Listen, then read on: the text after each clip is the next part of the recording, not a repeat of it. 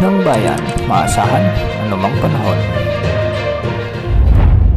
Magandang araw po sa ating lahat. Narito na ang update sa lagay ng panahon ngayong araw ng Lunes, September 30, 2024 at sa patuloy nating minomonitor na si Typhoon Julian. Huling namataan si Bagyong Julian sa katubigang sakop ng Balintang Island sa may Calayan, Cagayan.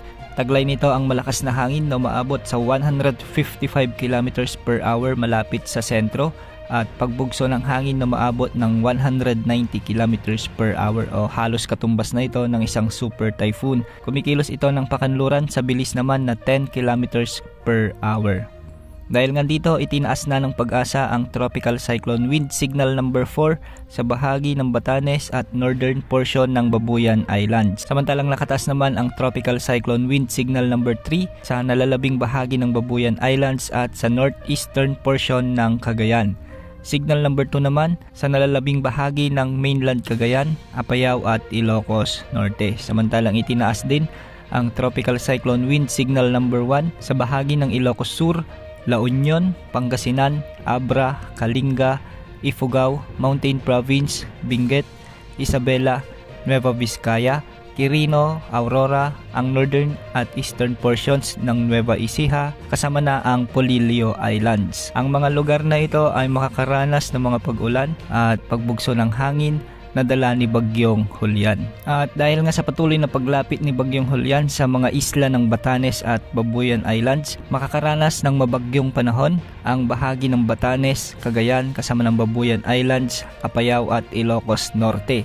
Ang mga lugar na ito ay makakaranas ng malalakas hanggang sa matitinding pag-ulan na posibleng magdulot ng mga biglaang pagbaha at pagguho ng lupa, lalo na sa mga mabababang lugar. Samantala, dulot pa rin ni Bagyong Julian, makakaranas ng maulan hanggang sa may mga pagbugso ng hangin sa bahagi ng Aurora, ang nalalabing bahagi ng Ilocos Region, lalo na sa Pangasinan at La Union, ang buong Cordillera Administrative Region at ang nalalabing bahagi ng Cagayan Valley. Ang mga lugar ding ito ay makakaranas ng mga katamtaman na kung minsan ay may malalakas at matitinding pag-ulan, kaya hindi rin inaalis ang posibilidad ng mga biglang pagbaha at pagguho ng lupa.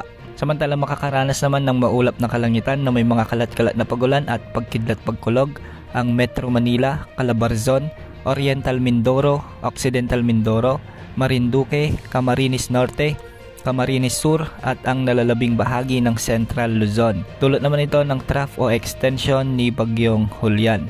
Hindi rin inaalis ang posibilidad ng mga biglang pagbaha o pagguho ng lupa kung may mga katamtaman at kung minsan ay malalakas na pag-ulan. Samantalang sa nalalabing bahagi naman ng ating bansa, lalo na sa Visayas at Mindanao, asahan naman ang pag-iral ng mga localized thunderstorms, lalo na pagsapit ng hapon o gabi. Sa ngayon nga ay may itinaas na heavy rainfall warning ang Pag-asa at naka-red warning alert na ang Batanes, Ilocos Norte, Apayao, Abra at Cagayan, kasama na ang Babuyan Island. Samantalang nasa orange warning rainfall naman ang Ilocos Sur, ang nalalabing bahagi ng Abra at Cagayan.